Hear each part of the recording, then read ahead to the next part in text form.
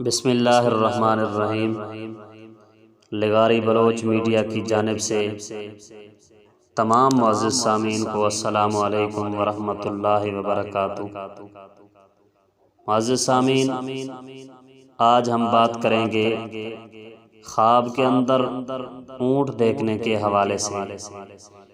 معزز سامعین، اس کی مختلف صورتیں ہیں اور مختلف اس کی تعبیریں ہیں۔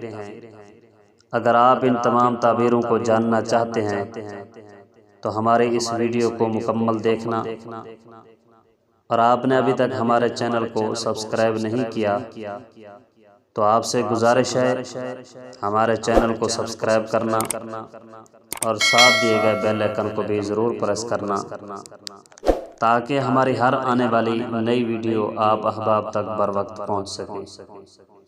معزز سامعین، آئیے چلتے ہیں اپنے خواب کی تعبیرات کی طرف۔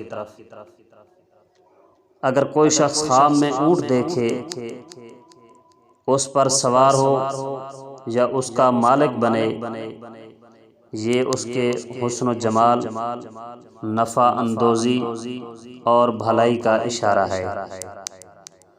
اور اگر کوئی شخص خواب میں دیکھے اونٹ، صابر و شاکر آدمی کی بھی علامت ہے، کیونکہ اونٹ بوجھ اٹھاتا ہے اور خواب میں اونٹ دیکھنا سفر کی بھی علامت ہے۔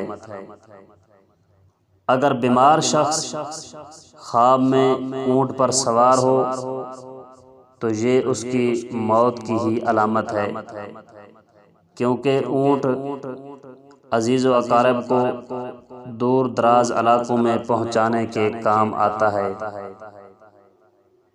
کفسا کے ایک شخص نے خواب میں دیکھا کہ وہ برہنہ حالت میں اونٹ کی ننگی پیٹھ پر سوار ہوا اور شہر کے دروازے سے باہر نکل گیا ہے، تو تعبیر بتانے والے نے اس کو بتایا کہ تم فوت ہو جاؤ گے۔